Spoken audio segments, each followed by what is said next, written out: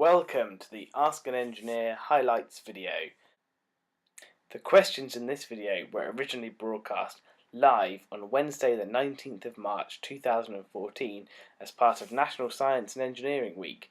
Your opportunity to ask us any question you like about engineering. To give you some background about us, we are building services engineers. We design heating, ventilation, air conditioning, small power and lighting systems for buildings. Is there a source of information about your type of engineering? Yes, if you are interested in building services engineering specifically, then there are on CIBSE's website, they have a whole careers section, which I can give you the link now. So basically, if you go to the CIBSE website and search for CIBSE careers fact sheets, you can find out all the information about what building services engineering is and why you would want to be a building services engineer, how you would go about doing so. That question was, do you collaborate with other engineers? And the answer is yes. Lots of our job involves collaboration, cooperation with other people. It's very important that designs are communicated not just internally to other colleagues, but to other companies outside and eventually to the contractor who's physically building it on site. They need to understand what you're trying to achieve so they can physically build it. I suppose as an extension of that question, are you able to travel overseas? Overseas work is fairly common in building services. Quite often there's a hive of activity in the UK where companies get large contracts to do work, particularly in the Middle East and in the Far East. So some of the really large companies will employ people to go and work in places like Dubai and the UAE, things like that. So there is an opportunity for overseas travel. It's not necessarily in every company, but in some companies there is overseas travel opportunities. Is engineering a well-paid career? That's an interesting question. Everyone wants a well-paid career, so if you are a budding engineer or you're interested in science and maths, you want to do a career that's going to maximise your earning potential. The industry body for building services engineering is called CIBSE, which is the Chartered Institute of Building Services Engineer. And their estimates are that a graduate can earn £20,000 a year plus, and that goes all the way up to top paid jobs of £70,000 or more. What level of qualification would you need to become an engineer? Most building services engineers have a degree level qualification, but interestingly, unlike some other professions, it's not necessarily a straightforward go to university, do a full-time degree, and then start your career. Quite often, and I'm an example of that myself, is that you can enter into the industry at a lower level, and then through company sponsorship, you can then attain your degree part-time without necessarily building up the kind of student debt that's often associated with a full-time degree, and then you can become qualified. And it's also a lot of people in building services change to this sort of design consultancy side later in their career. So they often work on site first and then transfer across. So it is, the ideal would be to go through, get a degree in engineering and then move into it, but that is not necessarily the way that it works. Do you enjoy your job?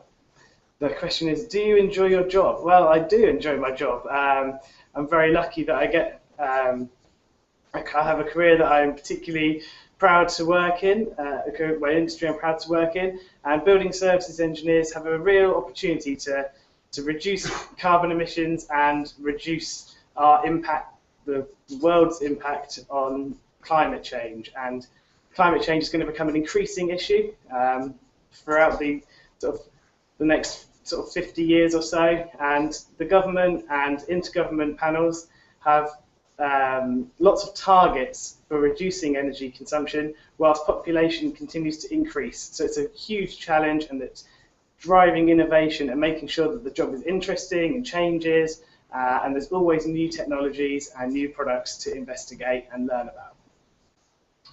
Okay, we've got another question on the stream here, again from Steve Dixon. Are there any apprenticeships in building services engineering? Apprenticeships is an interesting question. There was an apprenticeship, a National Apprenticeship Week last week, And JDP are actually very proud to have two apprentices at the moment, one who is studying mechanical engineering and one who is studying electrical engineering. And it is an industry that is supports the apprenticeship scheme and as a way of getting into the industry. And you can be sponsored through companies to get you up to the right qualifications, and then you also receive on-the-job training, which is something you can't really get from full-time education. So yes, the apprenticeships are available in building services engineering.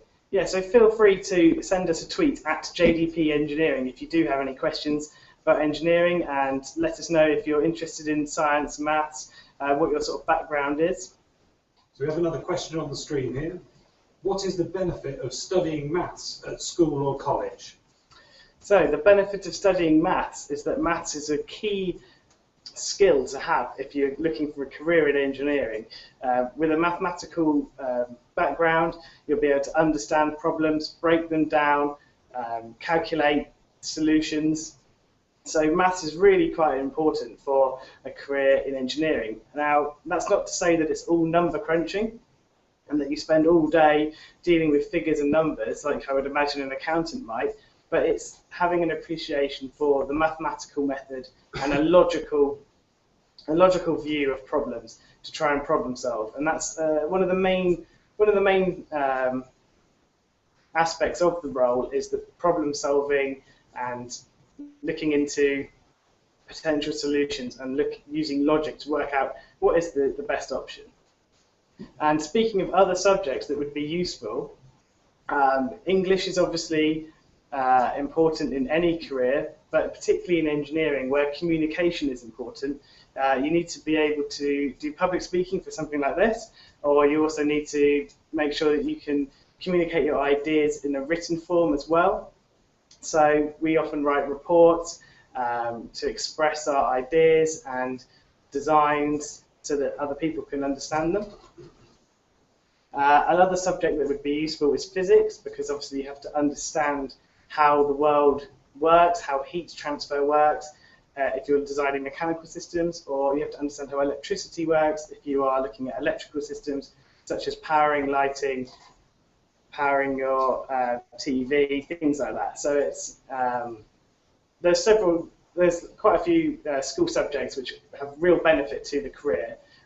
Design and technology is probably the one that sums all that together quite well, as the design process is a sort of a framework in which our role sits. So we work on this sort of from concept design up until sort of the detailed design section, and then in D&T, when you would move that on to sort of manufacturing and building your prototypes, that's something which other companies would take on, and that's when it gets built physically on a building site.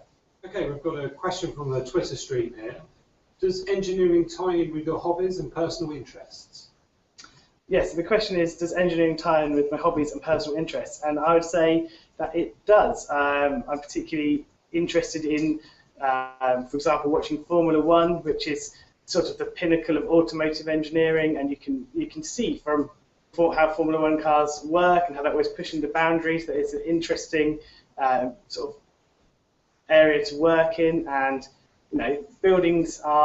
each building is pretty much unique, so each one is a prototype, so you can try new things out, and we're always trying to push the boundaries and reduce the carbon emissions further and further. So it's not uncommon that you'll be trying out new technologies and pushing the boundaries, and sometimes you see if it works, you see if it doesn't work. For example, one technology I'm looking at the moment for a project is a photovoltaic panel, but photovoltaic panels work better when they're cooler. So there's actually heat being drawn from the panel when the sun's shining, and then that's producing hot water.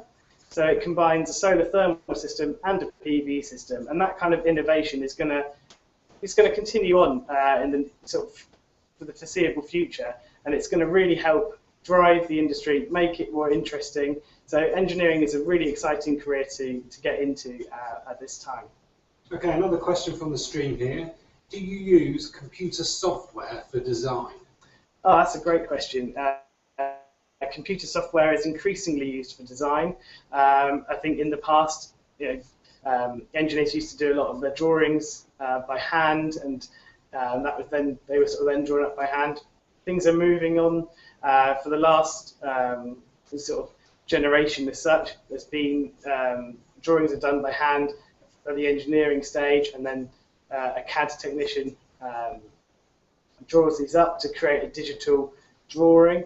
Now things are moving forwards, and in the sort of medium-term future, there's a new way of working called BIM, which is going to be far more in depth in terms of computer software, where you physically design it in the computer, and that creates the drawing as you sort of design it as such. So you're basically creating a virtual model, and I mean, not to simplify it too much, but similar to the way that you would build something in, say, Minecraft, you're building something in a computer software, and then it can be fully coordinated, fully designed in as much detail as required, and then that can be then built in real life.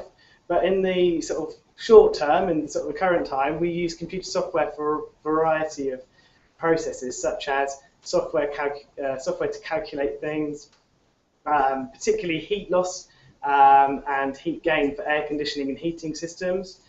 So we use 3D modeling for that.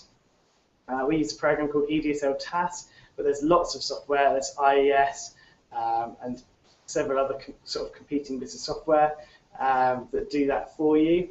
And we also look at 3D models for things like solar shading to make sure that, you know, if you have a PV array, you're maximizing the amount of sun you're going to get in terms of exposure. And yeah, I think we've got time for one more question, if there's another question on the stream.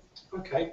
So for people that will be looking to get into an engineering career, say somebody who's at school at the moment, maybe going towards GCSEs, is there any advice that you would give them, or a particular path that you would highlight for them that would make the transition into the career easier, or things that would be particularly helpful for them? Yeah, so if you're at the sort of stage of your life now where you're looking at your GCSE options, or you've finished your GCSEs and you're looking at A-level options, if you're interested in pursuing a career in engineering when you've sort of finished your education, the kind of things I would study would be mathematics, physics, design technology, those sort of subjects. And then beyond that, it's a case of looking for graduate schemes or apprenticeship schemes. A lot of companies offer to take people on before degree level and sponsor them through. So that could be a huge advantage financially in terms of not having to take on student loans and the sort of debt associated with full-time education. But if you were to go down the full-time education route, the ideal thing to do would be to make sure that the qualification that you are going to attempt to get is accredited by the industry body which you are hoping to be in that industry. So, for example, for building services engineering, that's SIBSE, and they accredit 12 bachelor's degrees across the country. So there's London South Bank University is a good example, and that's actually where I studied. And yeah, if you go for an accredited degree, then at least you know that it's going to have the sort of worth and benefit. So when you're looking for a job, you know, and when you're going for various levels of accreditation with your industry body and the engineering council, you can become a chartered engineer because you've gone through the accredited route. So I think that brings an end to the half an hour. So I hope you've all enjoyed the Ask an Engineer event. And if you have any other questions, please feel free to drop us a line on Twitter, and that's at JDP Engineering, #AskJDP.